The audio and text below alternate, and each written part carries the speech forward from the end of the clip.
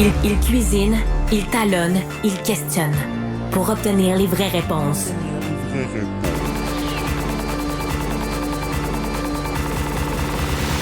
Du Trizac. Oh boy, vous allez voir ça, les comparaisons avec la Norvège ne s'arrêtent pas à la publicité de Tourisme Côte-Nord. On va pouvoir bientôt, si tout va bien, consommer du saumon québécois de la Côte-Nord au lieu de le faire venir de la Norvège. Avec nous, Léopold Landry, qui est promoteur de la compagnie Aqua Boreal. Monsieur Landry, bonjour. Bonjour, bon matin tout le monde. Bonjour, je sais que vous êtes en Australie, vous là. Il n'y a pas de saumon qui pousse là. Non, pas du tout.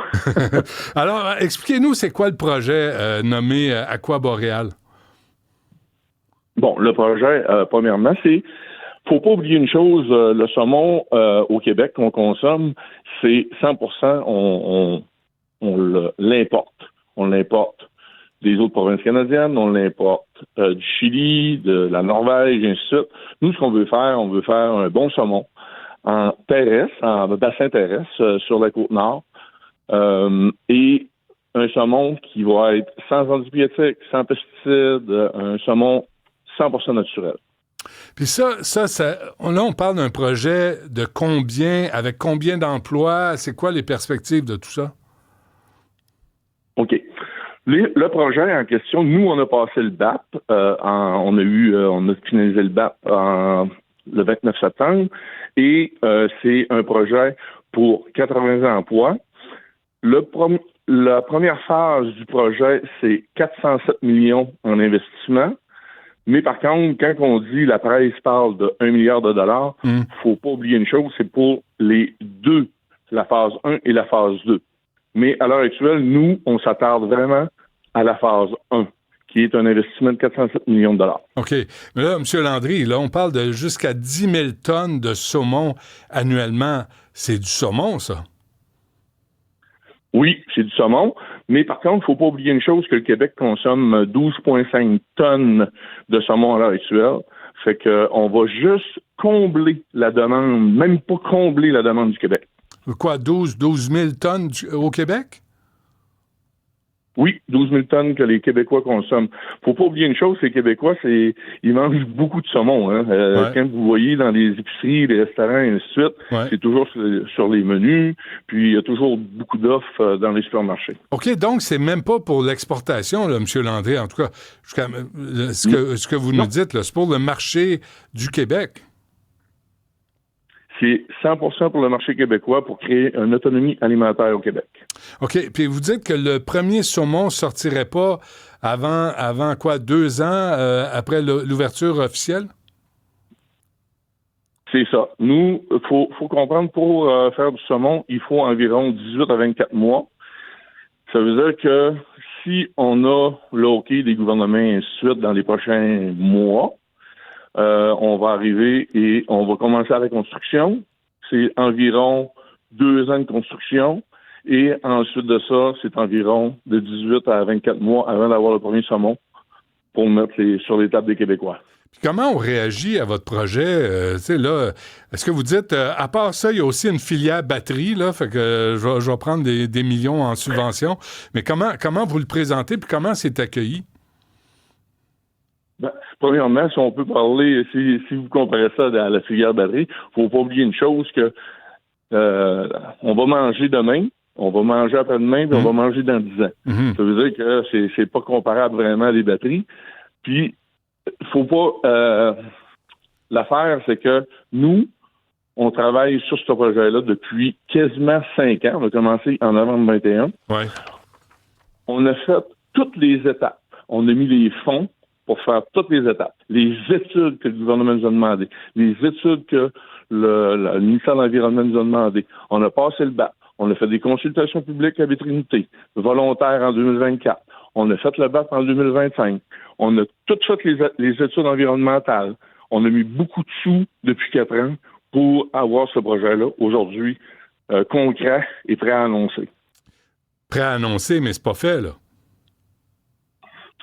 C'est pas fait, mais par contre, on est en train de tout finaliser les choses pour vraiment, si on peut être capable d'avoir nos permis dans les prochains mois, pour commencer le processus de construction.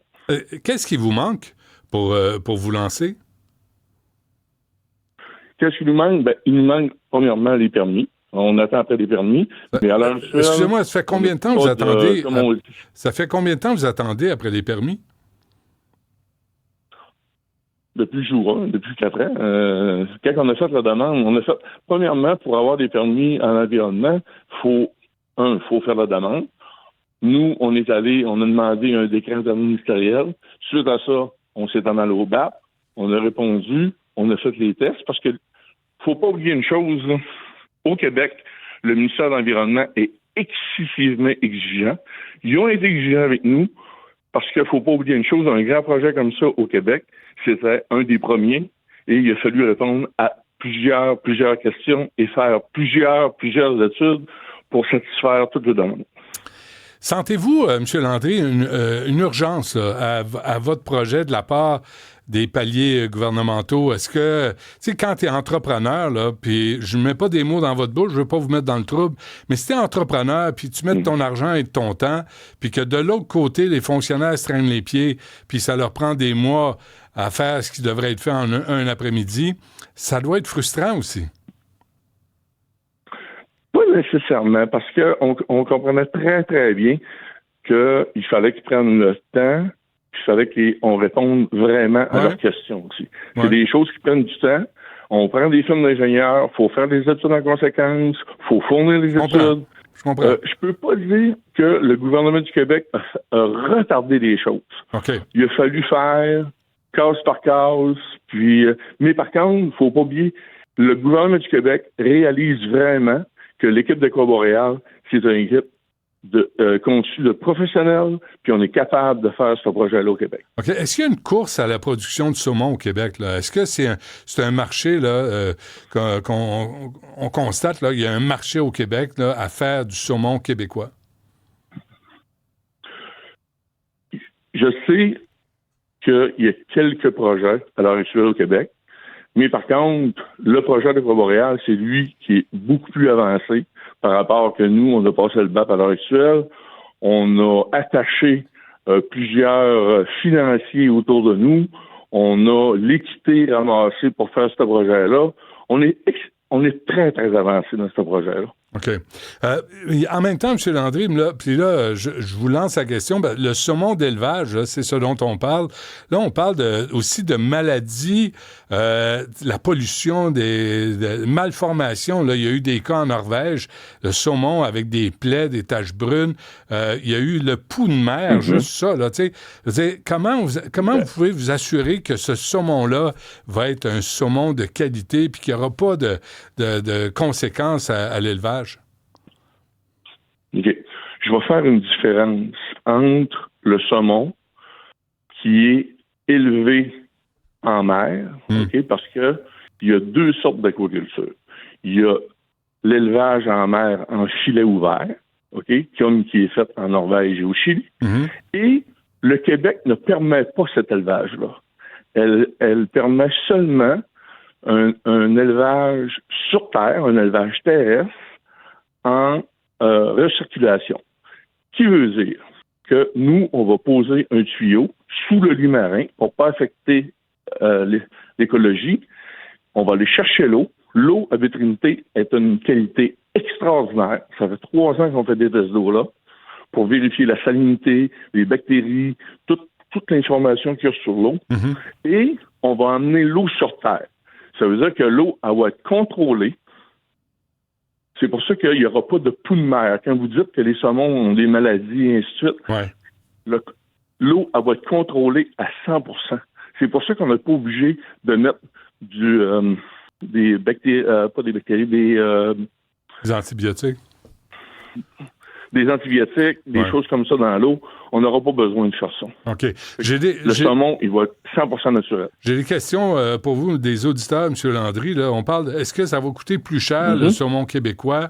Là, vous avez dit que ça créerait 80 emplois, je comprends bien. Mais est-ce que vous allez être compétitif au niveau du prix? On va être compétitif au niveau du prix. Il faut pas regarder là, qu'est-ce qui est offert sur le marché à l'heure actuelle au Québec. Le saumon, chilien, disons, je vais vous donner un exemple.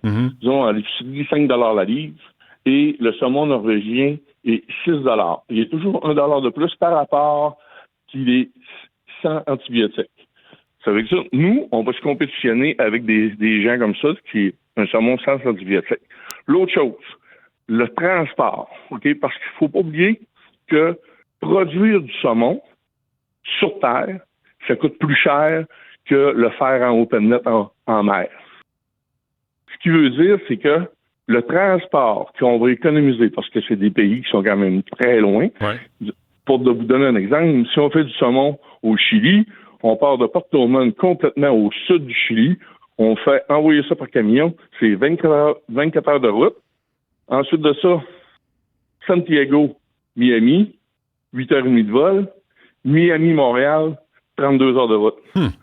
En plus, on enlève beaucoup de GES et le coût du transport versus le coût de production, c'est ça qui va nous donner un gap de profit supplémentaire.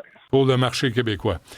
Isabelle? Bien, c'est qu'on voit dans les dernières années, au Bas-Saint-Laurent, par exemple, les rivières Métis, Rimouski, c'est de plus en plus difficile pour les saumons de revenir, ce qu'on appelle la montaison. On voit de moins en moins de saumons dans les rivières.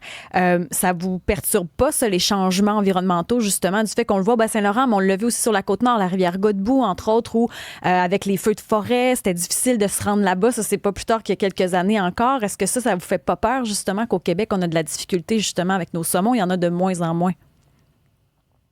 Ben, faut pas mêler le saumon sauvage avec le saumon d'élevage. Nous, ce qu'on a besoin, c'est prendre l'eau salée, l'emmener dans nos installations.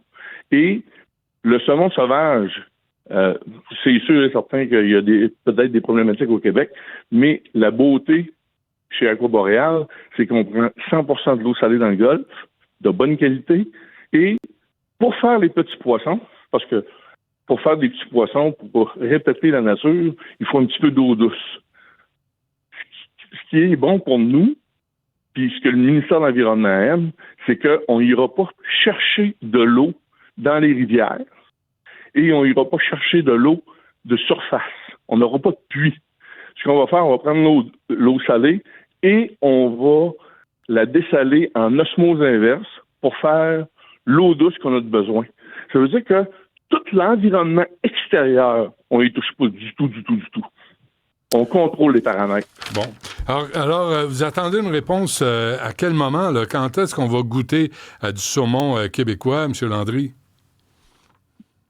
Ben, j'espère d'ici 2030. 2030? Vous êtes un homme patient? Parce que ce que je vous explique, on est patient. Ça fait 5 ans qu'on met des sous là-dedans. Fait qu'on est très patient, puis on est conscient que ça prend du temps. Fait que si on veut, on est résilient, puis si on veut faire le projet, faut pas arrêter, puis il faut mettre les sous en conséquence. Parfait. Mais on s'organisera une dégustation en 2030, à la saison 2030. Bonne chance, Léopold Landry, promoteur de la compagnie Aquaboreal. Puis, sincèrement, là, ça fait du bien d'entendre des projets d'envergure au Québec, parce que ces temps-ci, on dirait qu'on est incapable de faire quoi que ce soit. Alors, je vous souhaite vraiment bonne chance, puis qu'on ait du saumon québécois pour le marché québécois. Puis, effectivement, ça va éviter tous les gaz à effet de serre générés par les transports. Il me semble que c'est une bonne idée. Lâchez pas, M. Landry. Exact. Salut. Merci beaucoup, puis on ira faire déguster ce saumon-là au bureau en temps et lieu. Ça marche. OK.